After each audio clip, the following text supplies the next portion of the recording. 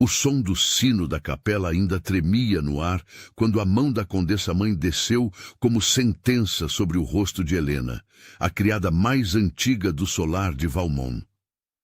A bofetada não deixava sangue, deixava mácula. O castiçal de prata reluziu no corredor, testemunha muda, enquanto a voz da senhora cortava como gelo. Vossa ousadia não tem perdão.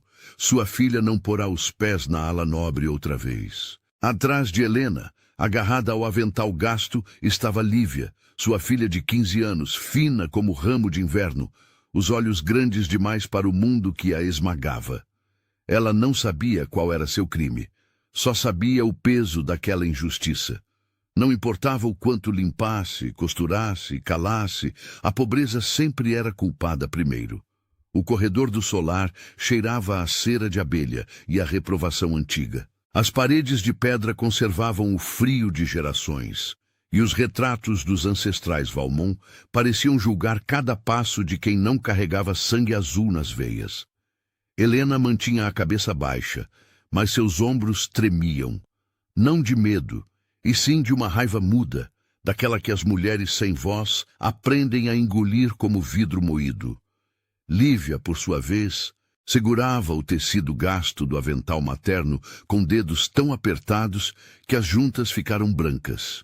Ela conhecia aquele aperto. Era o mesmo que sentia quando a fome apertava de madrugada, quando o vento entrava pelas frestas do quarto de criados, quando as outras meninas da aldeia riam de seus vestidos remendados. E então veio o grito. Não um grito de raiva. Um choro de criança, dilacerante, contínuo, como se o próprio castelo tivesse um coração pequeno e ferido. O som vinha do alto da ala da duquesa e ninguém ali ousava subir. A pequena Lady Amélia, filha única do duque, estava há semanas sem dormir. Chorava noites inteiras e o castelo inteiro adoecia com ela. Criados com olheiras, médicos sem respostas, rezas repetidas até perderem sentido. O choro ecoava pelos corredores como lamento de alma penada. Tinha algo de primitivo naquele som, algo que furava a compostura dos nobres e atravessava as paredes grossas do solar. As criadas mais jovens benziam-se ao passar pela ala infantil. As governantas trocavam olhares apreensivos. Os lacaios murmuravam entre si que aquela criança era amaldiçoada, castigo pelos pecados da mãe morta, diziam alguns. Obra de feitiçaria, juravam outros. A verdade, porém, era mais simples e mais cruel. Ninguém sabia como amar aquela menina sem quebrá-la ainda mais. Diziam que era birra, outros cochichavam que era maldição. A condessa-mãe dizia apenas que era vergonha. E que vergonha se corrigia com disciplina. Naquela manhã, contudo, o duque havia dado ordem. Quem fizer minha filha dormir terá recompensa. Quem falhar será despedido. E ainda assim, as amas tremiam, as governantas se escondiam, os doutores se limitavam a receitas amargas que só arrancavam mais lágrimas da menina. O desespero tinha cheiro próprio no solar de Valmont. Misturava-se ao aroma de alfazema que as criadas espalhavam pelos cômodos, ao incenso que o padre benzia nos cantos escuros, às tinturas medicinais que os médicos prescreviam com pomposa ignorância. Era o cheiro do fracasso aristocrático, daqueles que tinham tudo, exceto a única coisa que importava: paz. Foi quando Lívia, no impulso desesperado de ver a mãe humilhada e a casa inteira afundar, deu um passo adiante.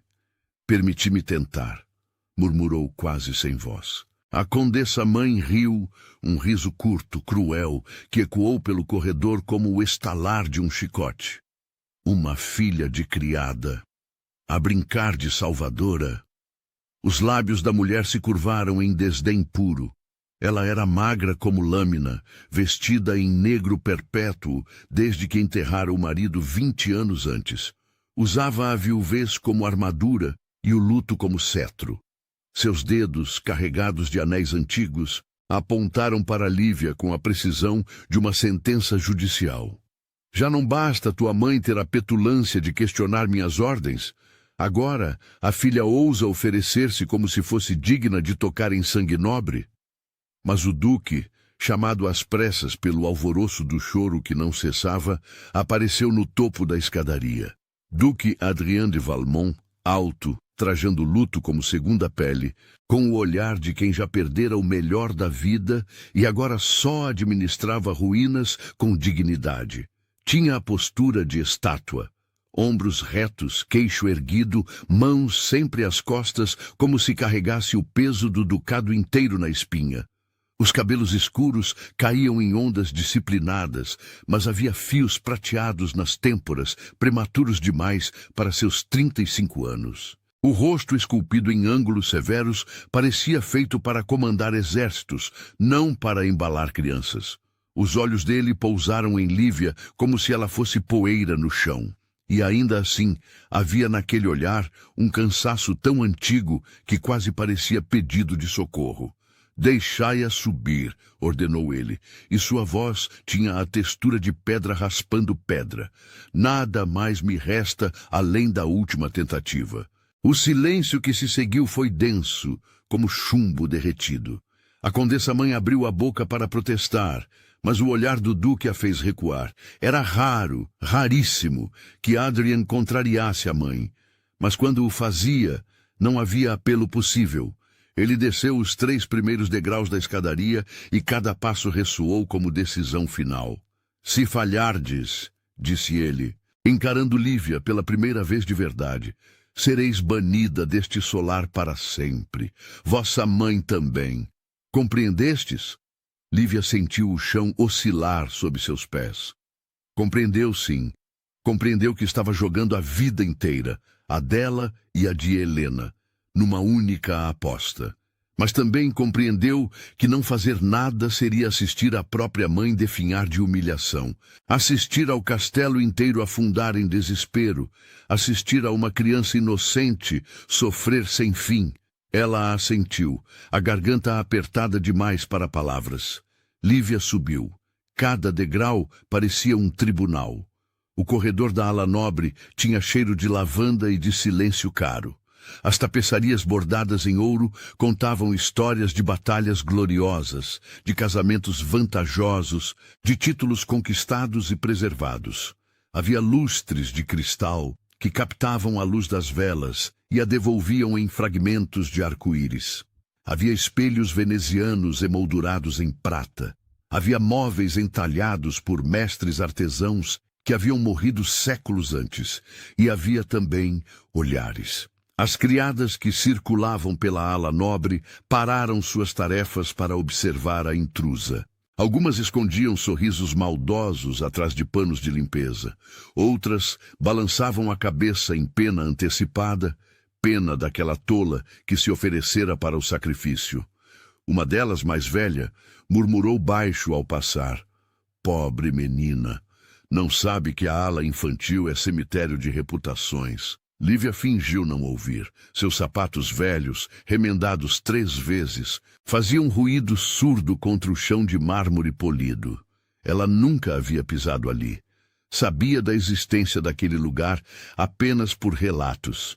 Histórias sussurradas nos porões, descrições invejosas trocadas entre as criadas mais jovens. Ver aquilo com os próprios olhos era como entrar num livro de contos proibido, mas não havia encanto algum no que a esperava.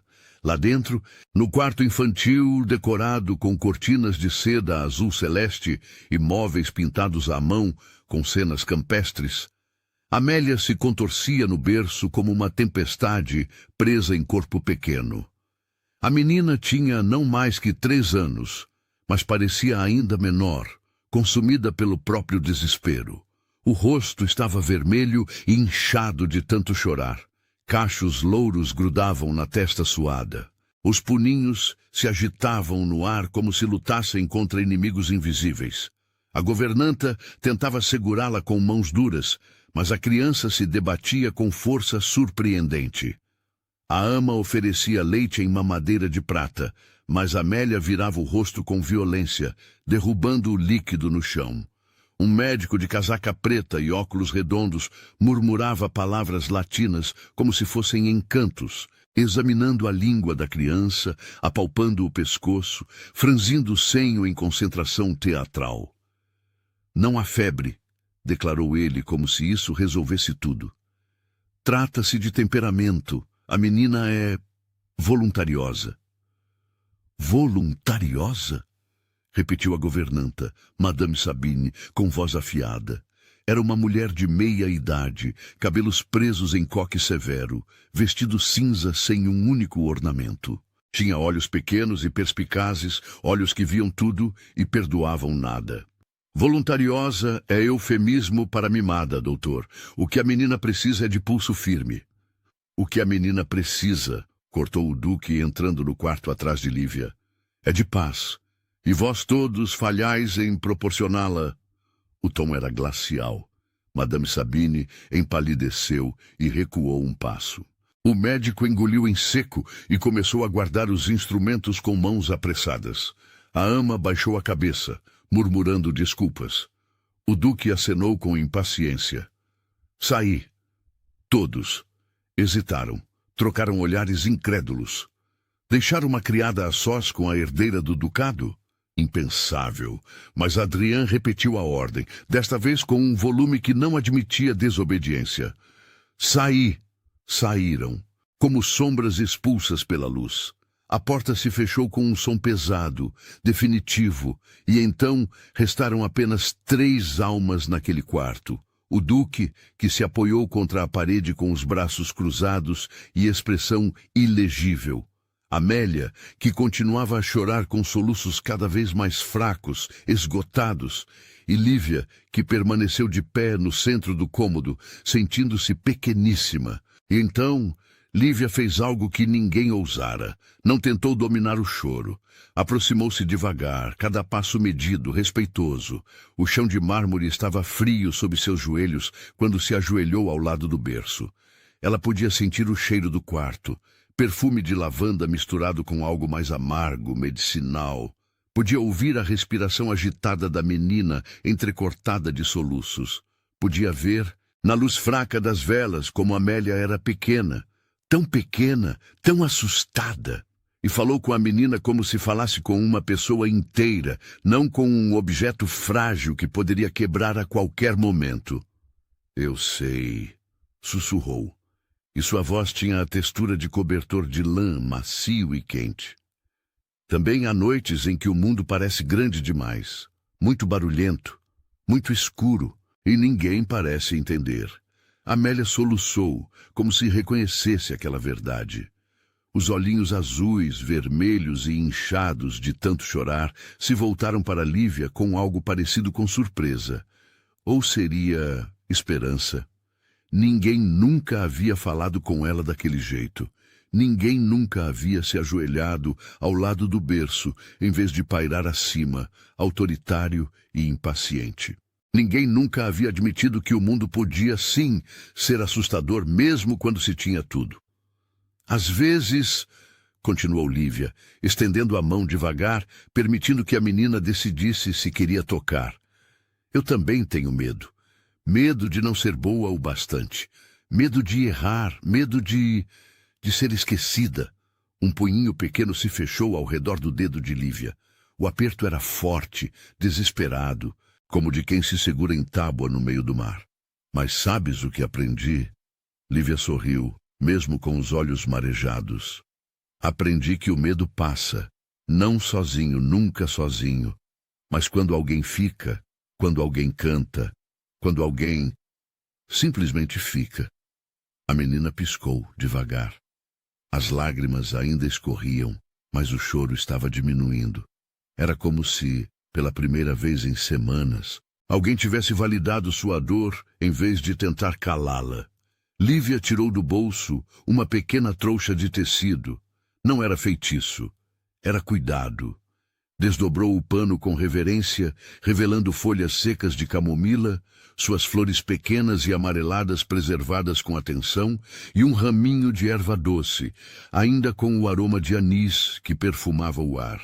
O mesmo remédio humilde que Helena usava para acalmar febres de criados, para ajudar bebês com cólicas, para trazer paz quando o corpo doía e a mente não descansava. Pediu água morna. Ninguém se mexeu, porque não havia ninguém além do duque, que a observava com expressão indecifrável, os olhos estreitados como se tentasse desvendar enigma. Água morna, repetiu Lívia, desta vez olhando diretamente para ele, sem baixar a cabeça como as outras criadas faziam. Não por insolência, mas porque havia uma criança sofrendo e hierarquias sociais pareciam absurdas diante daquela dor.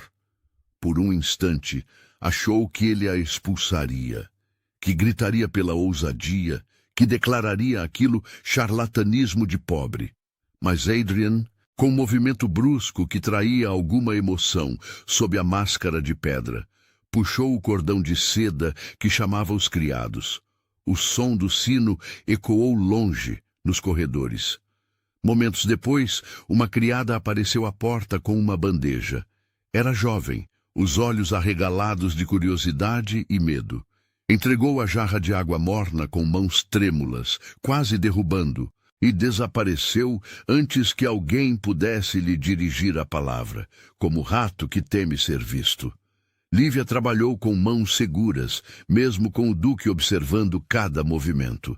Despejou água num copo pequeno de porcelana pintada. Copo caro demais para ela tocar em circunstâncias normais.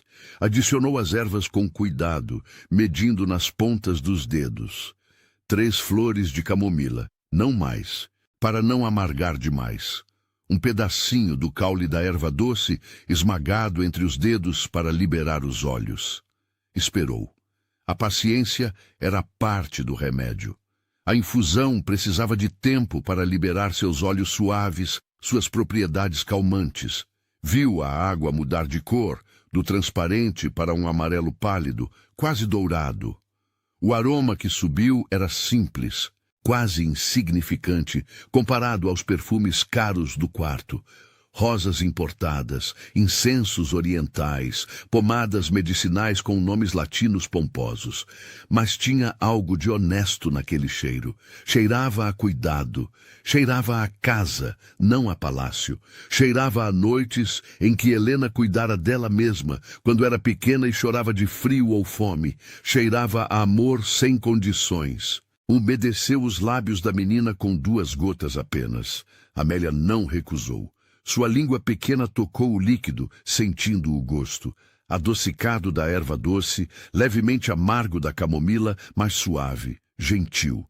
Lambeu os lábios, os olhinhos se arregalando levemente, e piscou devagar, como se reconhecesse algo ancestral naquele sabor. E então Lívia começou a cantar. Não uma canção de salão com letras em francês e melodias complexas que requeriam anos de estudo.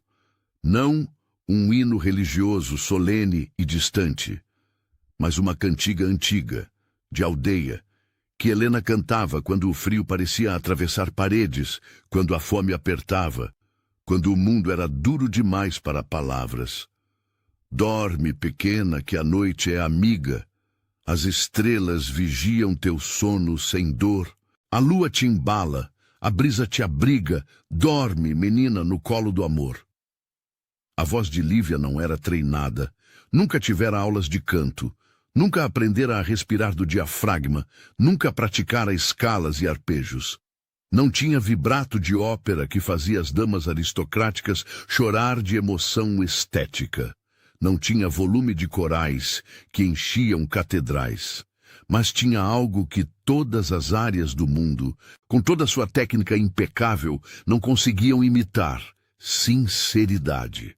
Cada nota saía do peito, não da garganta. Saía do lugar onde as mágoas se guardavam, onde as alegrias pequenas se acumulavam, onde a esperança teimosa insistia em brotar mesmo em solo pedregoso. Cada palavra carregava memória, memória de noites frias, quando ela própria era pequena e chorava sem entender por quê. Memória de abraços maternos, que eram tudo que Helena podia dar quando não havia comida ou calor. Memória de promessas simples que eram cumpridas porque eram as únicas possíveis. A melodia era suave, repetitiva, como o balanço de um berço. Subia e descia em intervalos pequenos, nunca exigindo demais, nunca assustando. Era como água correndo sobre pedras. Inevitável, constante, pacificadora. Lívia cantou olhando para Amélia, apenas para ela. Não havia plateia, não havia julgamento, não havia performance. Era apenas uma alma cansada oferecendo consolo a outra alma cansada, usando o único instrumento que possuía. Sua voz imperfeita, mas verdadeira. Fecha os olhinhos, o dia passou. Amanhã traz promessas de sol e de flor. Mas agora descansa, o tempo parou. Dorme, querida, no colo do amor.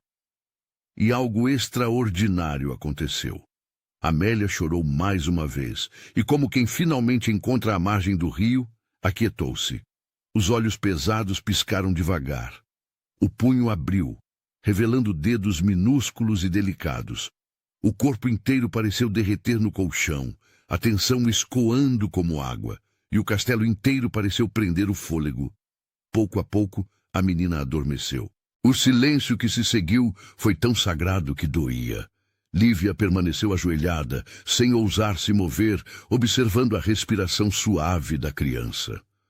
Amélia dormia com a boca entreaberta, um fio de baba escorrendo pelo canto, os cachos louros espalhados no travesseiro bordado. Parecia, finalmente, o que sempre deveria ter sido. Apenas uma menina pequena, cansada, precisando de descanso. O duque não se movera. Continuava encostado na parede, mas agora seus braços haviam caído ao longo do corpo. A expressão de pedra tinha rachaduras. Ele olhava para a filha com algo que poderia ser alívio, ou espanto, ou uma dor tão profunda que não cabia em nome. "Como te chamas?" perguntou ele, e a voz saiu rouca, como se não fosse usada com frequência para fazer perguntas, apenas para dar ordens. "Lívia, Vossa Graça." Ele assentiu rígido, como se aquele nome precisasse ser arquivado numa gaveta mental importante. "A partir de hoje ficarás na ala de minha filha, por contrato." Fez uma pausa, e então acrescentou, quase para si mesmo, "E que ninguém ouse lembrar-te de teu lugar, enquanto meu lugar de pai estiver em ruínas." As palavras penderam no ar como confissão involuntária. Adrien de Valmont, Duque de Valmont, senhor de terras que se estendiam por 3 condados, herdeiro de títulos que remontavam às cruzadas, acabara de admitir falha, e admitira não para um conselheiro, não para um padre, mas para uma criada de 15 anos que cheirava a sabão de cinzas e carregava remédios de pobre no bolso. Ele saiu sem mais palavras, a porta se fechando atrás dele com um som definitivo. Lívia ficou a sós com Amélia. Ficou ajoelhada ao lado do berço até as pernas formigarem. Ficou observando a menina dormir como se vigiasse tesouro. E quando finalmente se levantou, sentiu o peso do impossível nos ombros. Acabara de entrar numa gaiola dourada, onde o luxo era tão perigoso quanto a fome. Lá embaixo, nos corredores de pedra, a condessa-mãe desceu o castelo inteiro com a indignação nos ombros, o rosto contorcido em fúria muda. Helena, porém, não chorou, apenas apertou as mãos, agradecendo ao céu por um instante de justiça. Ainda assim, o destino cobraria seu preço. A partir daquele momento, Lívia pisaria numa gaiola dourada, onde a inveja era afiada e o perdão inexistente. Lívia ganhou um quarto pequeno, porém limpo, com uma janela que dava para os jardins. Comparado ao quartinho que dividia com a mãe nos fundos do solar, um cubículo sem janela, onde o mofo desenhava constelações nas paredes, aquilo era palácio. Havia uma cama de verdade, não um catre. Havia lençóis que cheiravam a alfazema, não a suor acumulado. Havia uma escrivaninha, uma cadeira, uma jarra de porcelana para lavar o rosto. As roupas eram melhores também, nada ostentoso. Seria impensável vestir uma criada como dama. Mas o tecido era novo, sem remendos, sem manchas que nenhuma lavagem conseguia tirar. Ganhara 3 vestidos, um cinza, um marrom, um azul escuro, todos com gola alta, mangas compridas, cintura marcada, todos adequados para quem cuidava de crianças nobres. Comida vinha quente, 3 vezes ao dia, servida em bandejas que uma criada mais jovem trazia com expressão neutra.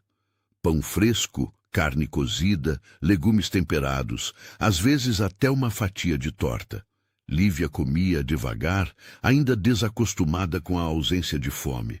Mas os olhares vinham frios, na mesa dos criados, porque Lívia ainda comia com os criados, não tinha lugar na mesa nobre. Chamavam-na de ambiciosa. Murmuravam que ela seduzira o duque com artimanhas, que usara a criança como escada, que logo cairia, porque quem sobe rápido despenca mais rápido ainda. Ela acha que é especial, sibilou uma lavadeira, fingindo não olhar para Lívia. Mas logo o duque se cansa, sempre se cansam. Ouvi dizer que a mãe dela ensinou feitiços, acrescentou outra, benzendo-se. Bruxaria de pobre, põe ervas na comida da menina, faz ela dormir à força. Lívia apertava os lábios e continuava comendo. Não valia a pena responder. Sabia, por experiência dolorosa, que defesas só alimentavam boatos. Na ala nobre, o veneno era mais refinado, mais sutil, mas não menos letal. Madame Sabine, a governanta, fazia questão de manter o controle através de pequenos golpes diários. Inspecionava o quarto de Lívia sem aviso, vasculhava gavetas, examinava costuras. Criticava a maneira como Lívia dobrava os lençóis do berço de Amélia, a temperatura da água do banho, o tom de voz usado para conversar com a criança. "Lembra-te, menina", disse ela numa tarde, ajustando os óculos de armação fina enquanto observava Lívia trocar a roupa de cama. Um passo em falso e serás devolvida ao pó. Não era ameaça vazia. Madame Sabine tinha o ouvido da condessa-mãe, e a condessa-mãe tinha influência sobre o duque, ou pelo menos tinha até recentemente. A governanta deixava claro, em cada gesto, em cada olhar, que Lívia estava ali por tolerância, não por direito, e o duque era pedra. Visitava a filha todas as manhãs, sempre no mesmo horário. 7 horas em ponto. Batia na porta, porque agora Lívia dormia no quarto ao lado do infantil, com porta conectora. Entrava sem esperar resposta. Aproximava-se do berço onde Amélia ainda dormia, observava a menina por longos minutos, às vezes tocando a testa com as costas da mão, verificando se havia febre. Depois olhava para Lívia. "Ela dormiu bem?" Perguntava, sempre as mesmas palavras. "Sim, Vossa Graça." "E comeu?" "Sim, Vossa Graça." Ele assentava, girava nos calcanhares e saía, sem agradecimentos, sem conversas, apenas o dever cumprido. Mas Lívia notava coisas. Notava que, às vezes, ao virar-se para sair, ele hesitava por uma fração de segundo. Notava que os ombros dele, sempre tão retos, pareciam menos pesados quando via a filha em paz. Notava que, numa ocasião, ele quase sorriu quando Amélia riu no sono. Havia uma dor nele que não se explicava apenas pela ex-esposa falecida. Os criados cochichavam histórias. Diziam que a duquesa, Lady Isabelle, fora bela e cruel. Diziam que traíra o marido com um conde vizinho. Diziam que antes de morrer, de febre, de parto, de coração partido, as versões variavam, deixara ao duque uma última ferida. A revelação de que nunca o amara, que casara apenas pelo título. Outros iam além. Sussurravam que Amélia talvez nem fosse filha legítima, que os cabelos louros da menina, tão diferentes dos cabelos escuros do duque, eram herança do amante, que Adrien criava a criança por dever, não por amor. Lívia não acreditava nisso. Tinha visto a maneira como ele olhava para Amélia. Havia dor, sim, mas também havia algo feroz, algo protetor. Ele podia ser de pedra com o mundo inteiro, mas com aquela menina havia fissuras. Mesmo assim, todas as noites, quando Amélia ameaçava recomeçar a tempestade, porque as crianças têm memória emocional e o medo demora a ser desaprendido, era Lívia quem a acolhia. Ela não tinha joias, tinha paciência, não tinha título, tinha braços firmes e um coração que não desistia. Sentava-se ao lado do berço, segurava a mãozinha da menina, cantava baixinho. Às vezes contava histórias que Helena lhe contava, histórias de princesas que venciam dragões com bondade, de sapateiros mágicos, de árvores que davam frutos de ouro. Mas a princesa ficou com o príncipe? Perguntava Amélia, já com 3 anos e meio, já falando em frases completas. Nem sempre, respondia Lívia com honestidade. Às vezes, a princesa descobria que era mais feliz sozinha, com seus livros e seus jardins. Então ela não era feliz? Era. Apenas de um jeito diferente. Amélia pensava nisso, a testinha franzida, e acabava aceitando. Aceitava porque Lívia nunca mentia para ela. Nunca prometia finais impossíveis. Nunca dizia que o mundo era justo, apenas que mesmo injusto ainda havia cantos de beleza. E aos poucos o castelo começou a respirar. Os criados notaram. As olheiras diminuíram. O humor geral melhorou. Até a condessa-mãe, resistente como ferro enferrujado, admitiu, nunca em público, mas em conversa privada com Madame Sabine, que a situação estava administrável. Mas paz atrai inveja. Inveja nos palácios sempre vem vestida de seda. A mudança começou numa madrugada de chuva grossa, quando o céu parecia desabar em lâminas líquidas sobre o solar de Valmont. O vento uivava como criatura ferida, arrancando telhas do telhado com sons de madeira rasgada. Fazia as janelas tremerem nas dobradiças antigas, as cortinas se agitarem mesmo fechadas, como se o próprio ar estivesse inquieto. Raios rasgavam a escuridão em clarões violentos que transformavam o mundo em negativo por frações de segundo. Tudo branco e preto, sem meio termo. E o trovão que seguia parecia vir de dentro da terra, profundo, retumbante, fazendo as paredes de pedra vibrarem. Lívia acordou não com o barulho da tempestade. Já estava acostumada com noites barulhentas, mas com o toque pequeno e quente na face. Abriu os olhos sobressaltada e viu Amélia ao lado da cama, uma aparição pálida na escuridão. A menina estava descalça, os pés pequenos gelados no chão de pedra, tremendo, não só de frio, mas de algo mais. O camisolão branco de dormir estava encharcado de suor, grudando no corpo magro. O cabelo louro estava escuro de umidade, colado na testa. Lívia. A voz era um fiapo quase inaudível sob o barulho da tempestade. Estou quente, muito quente. Lívia sentou-se de um salto, o coração disparando. Tinha acordado muitas vezes com Amélia ao lado da cama. Pesadelos eram comuns, mas aquilo era diferente. Aquilo tinha o cheiro do perigo. Acendeu a vela com mãos que tentaram não tremer. A luz fraca, oscilante, revelou o que já temia. O rosto da menina estava vermelho demais, com manchas irregulares nas bochechas.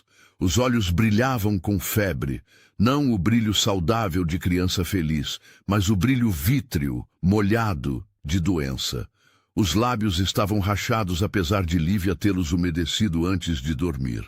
Vem cá, querida, pegou a menina no colo. Amélia era leve demais, sempre fora, mas agora parecia ainda mais frágil. Levou-a de volta ao quarto infantil, cada passo rápido mas cuidadoso. Depositou-a na cama grande.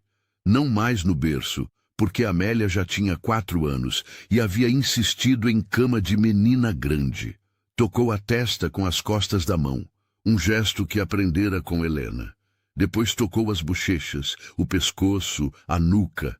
A pele ardia, febre alta, alta demais, perigosa.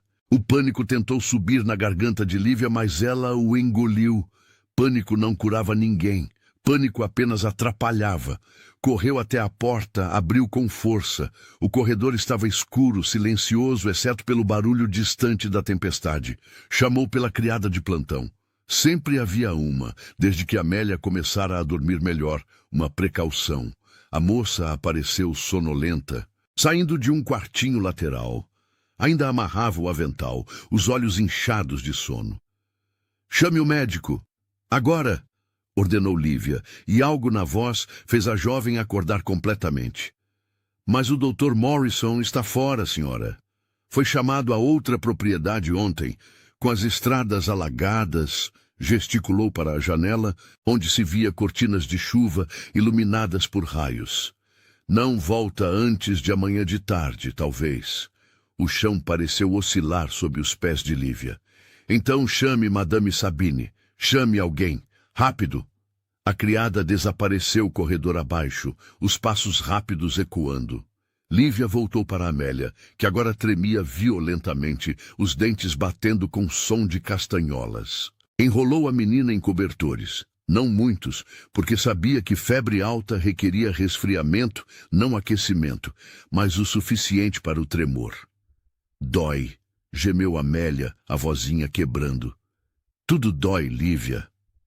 "Eu sei, querida. Eu sei. Mas vou cuidar de ti, prometo. Promessa perigosa. Promessa que poderia quebrar." Mas Lívia a fez mesmo assim, porque havia coisas que precisavam ser ditas, verdades ou não. A criada desapareceu corredor abaixo. Lívia voltou para Amélia, que agora tremia violentamente, os dentes batendo. Enrolou a menina em cobertores, mas a febre não cedia. Pelo contrário, subia. Madame Sabine chegou em minutos, o robe preto esvoaçando, o cabelo solto pela primeira vez, fios grisalhos caindo sobre os ombros. Examinou a criança com expressão cada vez mais grave.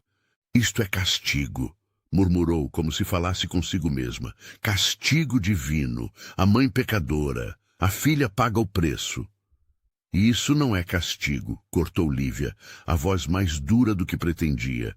"É febre, precisa de tratamento." "E quem és tu para dizer o que precisa?" Madame Sabine endireitou-se, os olhos faiscando. "O médico não está. Mandarei buscar o padre. Rezaremos." Rezas não baixam febre. O duque entrou como tempestade. Ainda vestia a roupa de dormir sob o robe de veludo negro, os cabelos desalinhados, os pés descalços. Parecia pela primeira vez desde que Lívia o conhecera, humano. Vulnerável. "O que acontece?" "Febre alta, Vossa Graça", respondeu Madame Sabine, recuperando a compostura. "Já mandei chamar o padre. É obra de... Cale-se." O silêncio foi absoluto. Madame Sabine empalideceu, a boca abrindo e fechando como peixe fora d'água. Adrián caminhou até o berço, pegou a filha no colo. Amélia gemeu, a cabecinha caindo no ombro do pai. Ele fechou os olhos por um segundo, o maxilar tenso, e quando os abriu, havia pânico. "Quem pode ajudar?" perguntou não a Madame Sabine, mas a Lívia.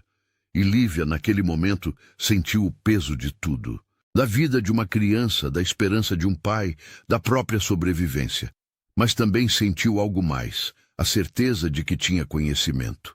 Não conhecimento de livros grossos e palavras latinas, mas conhecimento de mãos que curavam, de ervas que funcionavam, de cuidado que salvava.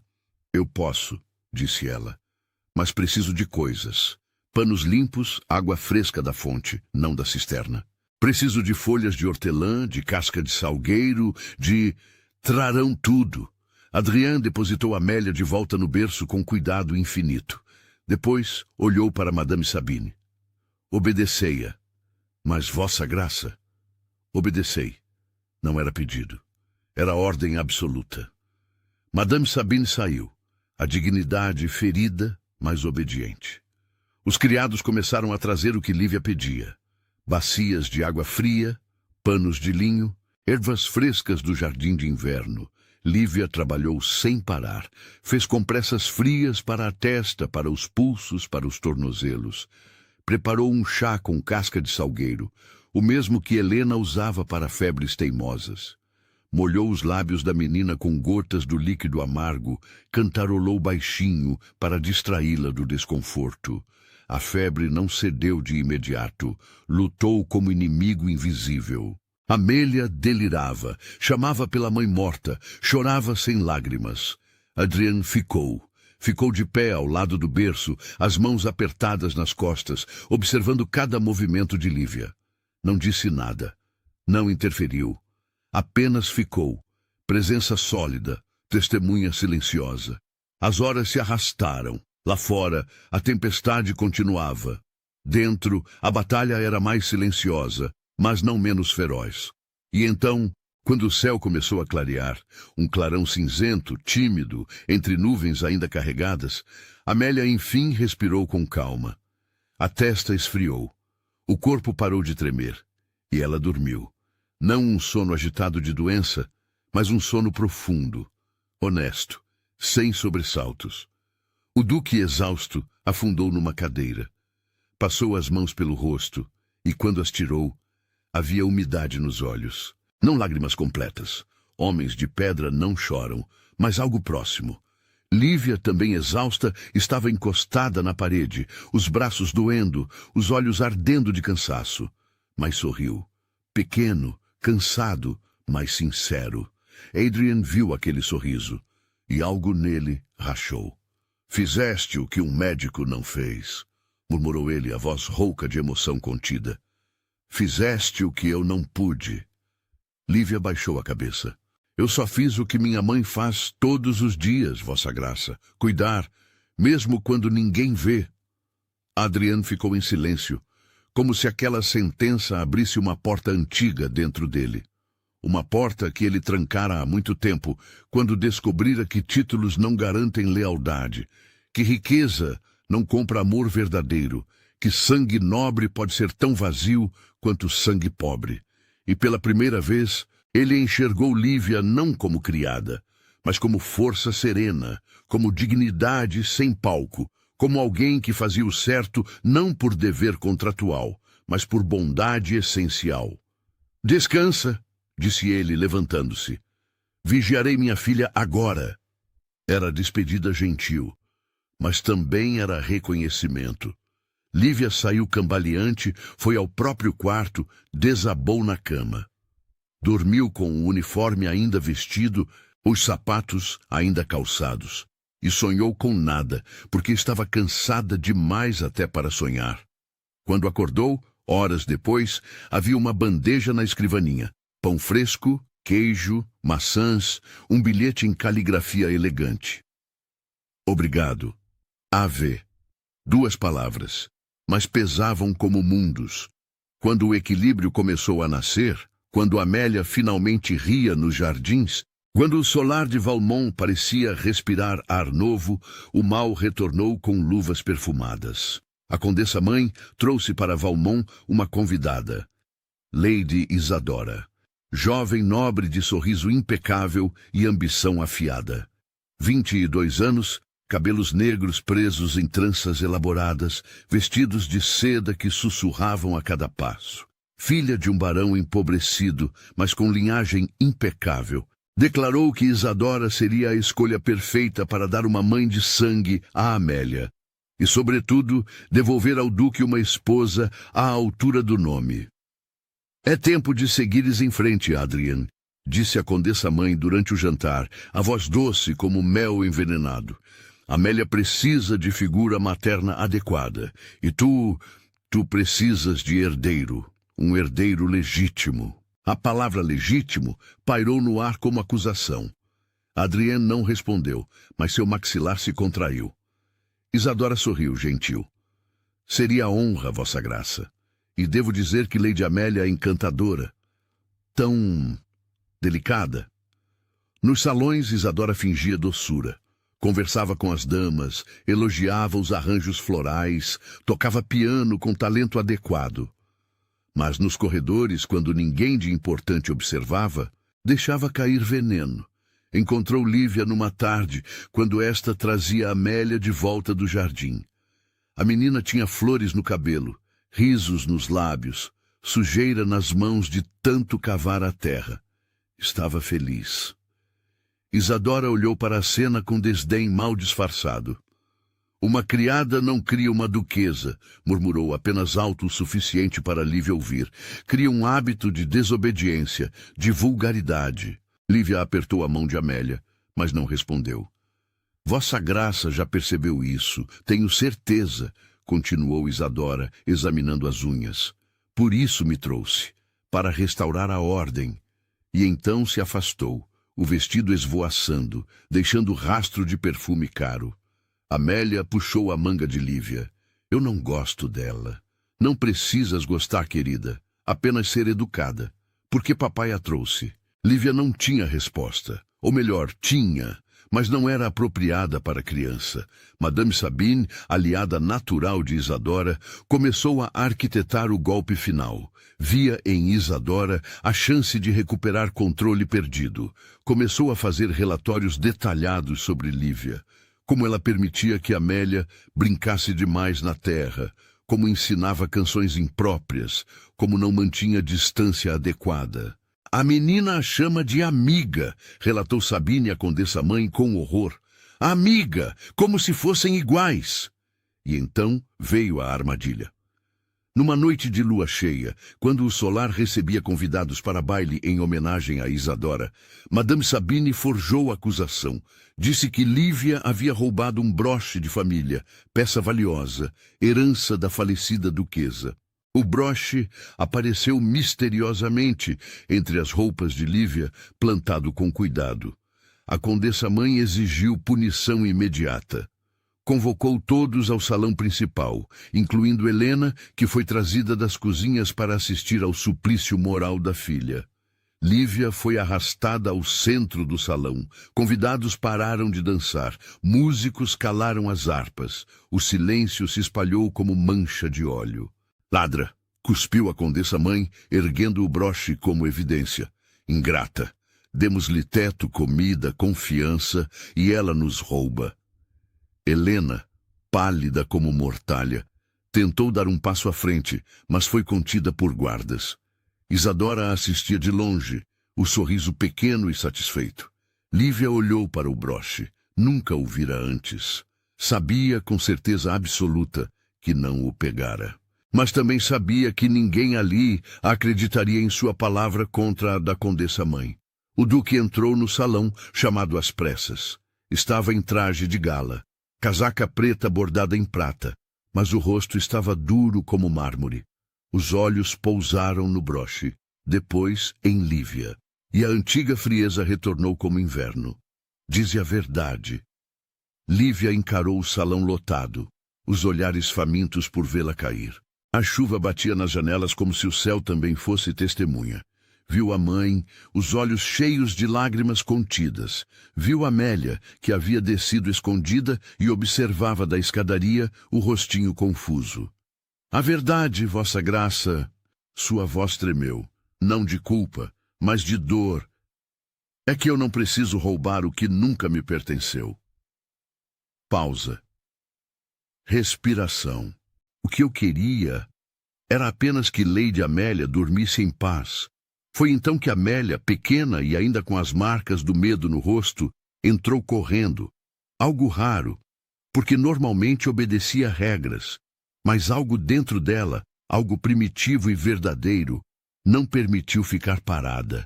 Ela correu até o pai, puxou a casaca dele com força. "Papai!" gritou, e a palavra ecoou pelo salão. "Lívia não roubou nada, ela me salvou." O duque ajoelhou-se diante da filha, as mãos nos ombros dela.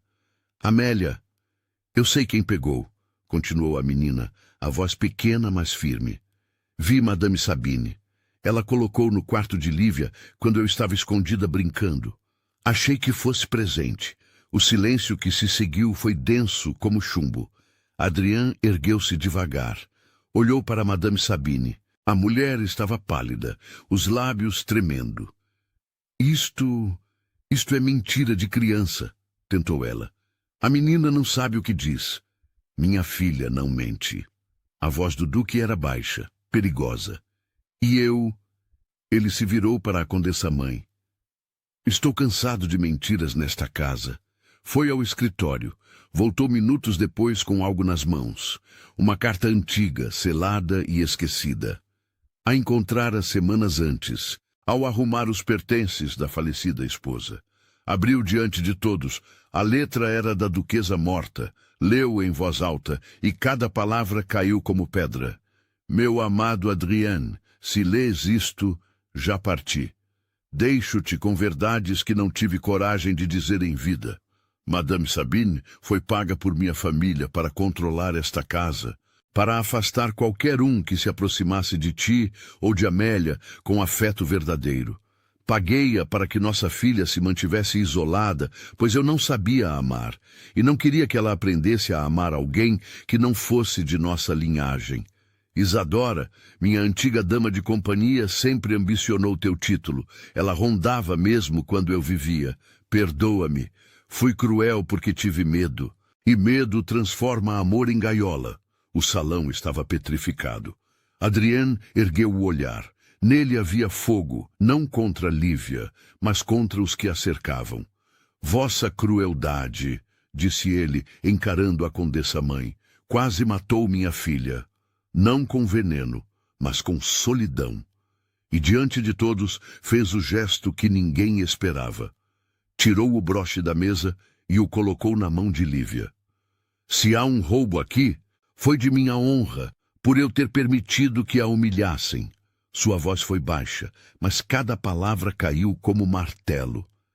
A partir de hoje, Lívia não responde mais a ninguém nesta casa além de mim.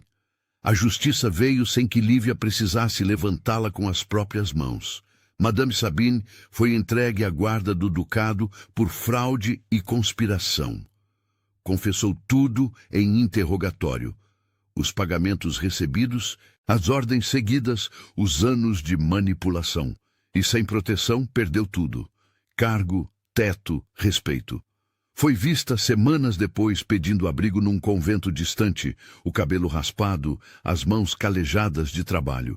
Lady Isadora, desmascarada publicamente, foi enviada de volta à família com o nome manchado. Seus pretendentes desapareceram como sombras ao sol. Seu pai, o barão, tentou exigir reparações, mas recebeu apenas uma carta do duque. Vossa filha tentou comprar o que não se vende. Que arque com o preço. A condessa-mãe não foi presa, porque nobres raramente são, mas recebeu a punição que mais temia, o exílio social. A porta dos salões se fechou. Os convites cessaram. A autoridade murchou diante da verdade. Ela retirou-se para uma propriedade no norte, onde o inverno é longo e a companhia escassa. Helena, a mãe de Lívia, foi libertada da humilhação com um simples decreto. Tornou-se supervisora das cozinhas, cargo que vinha com salário justo, quarto próprio e, mais importante, dignidade. Recebeu também uma casa pequena no vilarejo, telhado novo, janelas grandes, jardim nos fundos. Não sei o que dizer, murmurou ela, apertando as mãos da filha. Não digas nada, mãe. Apenas vive. E Helena viveu. Pela primeira vez em décadas, viveu sem medo. Quanto a Lívia, a maior reviravolta não veio em ouro, mas em escolha. Numa manhã de primavera, quando o céu estava limpo e as roseiras finalmente floresciam após inverno rigoroso, Adrien chamou-a ao jardim. Amélia brincava entre as flores, rindo baixinho, riso que antes parecia impossível. Perseguia borboletas, os cachos louros voando ao vento. O duque com a rigidez de sempre, mas com algo diferente nos olhos, algo parecido com esperança, segurava algo nas mãos. Um anel antigo, não ostentoso, mas carregado de história. Era o anel de seu avô, dizia-se, dado à avó numa época em que casamentos ainda podiam ser por amor. Não te prometo um amor fácil, disse ele, a voz baixa, quase hesitante. Sou o homem quebrado, aprendi a amar através de perdas, mas vi quem tu és, quando ninguém aplaude. Vi teu cuidado quando ninguém repara. E, minha filha, te chama de lar. Lívia sentiu o vento leve no rosto, o perfume das rosas, o peso do impossível. Olhou para Amélia, que agora corria em direção a ela, com flores nas mãos. Olhou para Adrian, esse homem de pedra que, afinal, tinha coração. Vossa Graça, eu não busquei isto, eu sei. A voz dele falhou, quase imperceptível. Por isso mesmo, é justo. Ele não estava pedindo que ela salvasse o mundo. Não estava pedindo que ela preenchesse vazio deixado por outra. Estava pedindo simplesmente que ficasse, que continuasse sendo quem sempre fora, gentil sem esperar retorno, forte sem ostentação, presente sem exigir palco. Lívia olhou para o anel, pequeno, simples, mas honesto. Se aceito, disse ela devagar, é porque escolho. Não por título, não por riqueza, mas porque aqui encontrei casa. E quando estendeu a mão, permitindo que ele colocasse o anel, o jardim inteiro pareceu suspirar de alívio. Amélia gritou de alegria, pulando entre eles, abraçando as pernas de ambos. Agora Lívia fica para sempre.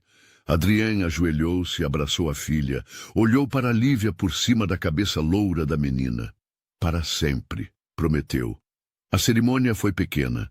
Não houve pompa excessiva, não houve convidados aos montes. Apenas a capela do solar, com velas acesas, com flores silvestres nos altares, com o padre local conduzindo os votos. Helena estava na primeira fileira, chorando sem vergonha, lágrimas de alegria pura. Os criados assistiram, alguns com alegria genuína, outros com resignação. Mas todos entenderam a mensagem. O impossível acontecera. E quando o padre declarou, declaro-vos marido e mulher, duque e duquesa de Valmont. O silêncio que se seguiu foi sagrado. Lívia, agora duquesa, olhou para o próprio reflexo no espelho veneziano do corredor.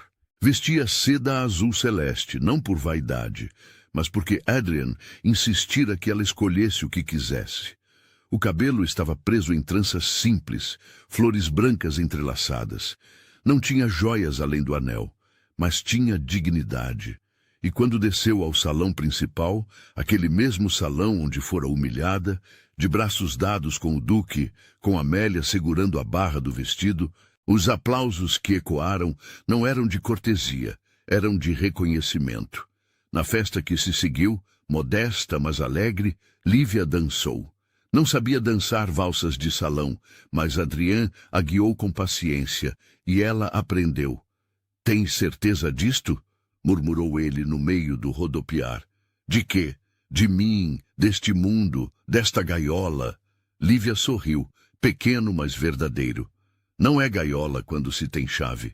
E tu me deste a chave. Ele não respondeu. Apenas apertou a mão dela com mais força, naquela noite quando a chuva ameaçou voltar, porque a primavera ainda traz tempestades. Amélia dormiu cedo, abraçada ao braço de Lívia, no quarto infantil que agora tinha a porta aberta para o quarto ducal. O duque, sentado ao lado da lareira no quarto principal, observou a chuva pela janela. Lívia aproximou-se, pousou a mão no ombro dele. — Está bem? Ele virou-se. E naquele olhar havia algo novo. Paz. Estou. Pela primeira vez em anos, estou. E quando ela se sentou ao lado dele, a cabeça apoiada no ombro dele, ouvindo a chuva cair e a respiração tranquila de Amélia vindo do quarto ao lado, Adrien sussurrou como quem reza. A justiça às vezes vem em forma de canção. E Lívia, fechando os olhos, concordou em silêncio. Porque justiça, naquele mundo de títulos herdados e crueldades naturalizadas, não era apenas punir os maus. Era também permitir que os bons vencessem, permitir que o cuidado fosse visto, permitir que a dignidade triunfasse sobre a arrogância. E ali, naquele solar que um dia parecera prisão, agora havia lar, 2 anos depois. O solar de Valmont nunca fora tão vivo. As janelas estavam abertas, deixando entrar luz e brisa. Os jardins floresciam em cores que antes ninguém notava.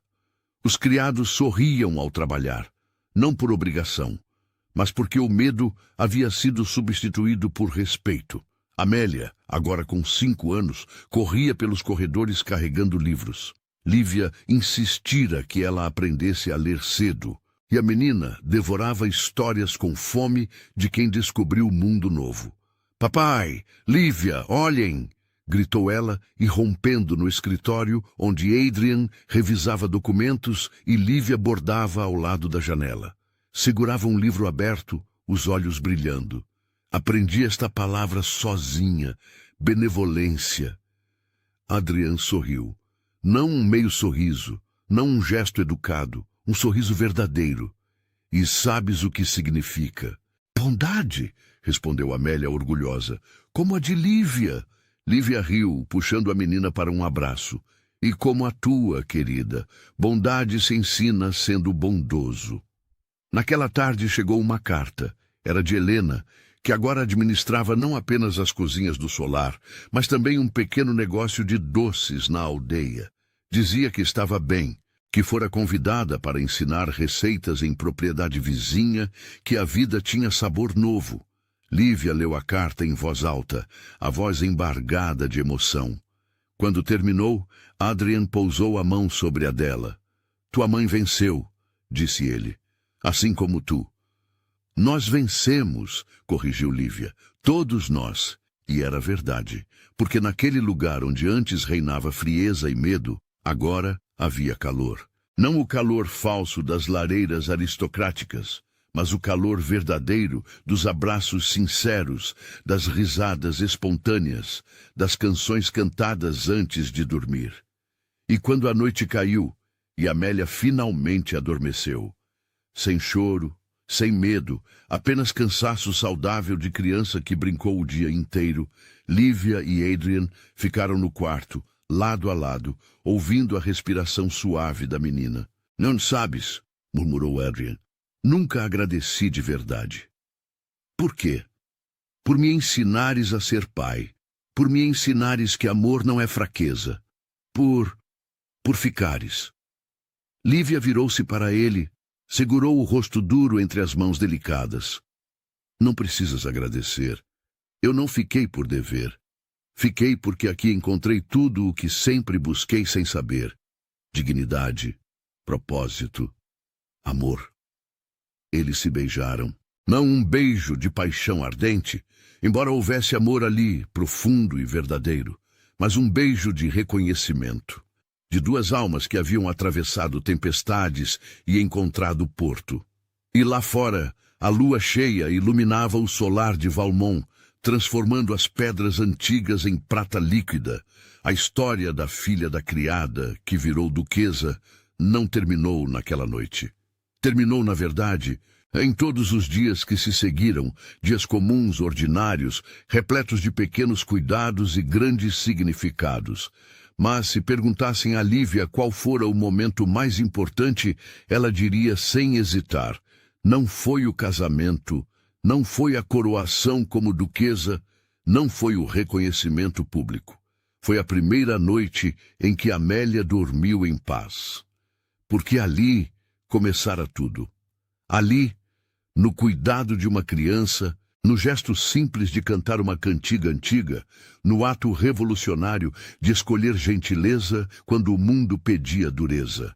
E como em todos os finais justos, os bons foram recompensados não com ouro ou títulos, embora tivessem isso também, mas com algo infinitamente mais precioso, a possibilidade de viver sem medo, de dormir em paz, de acordar sabendo que, apesar de tudo, apesar da injustiça do mundo, ainda havia cantos onde a bondade vencia.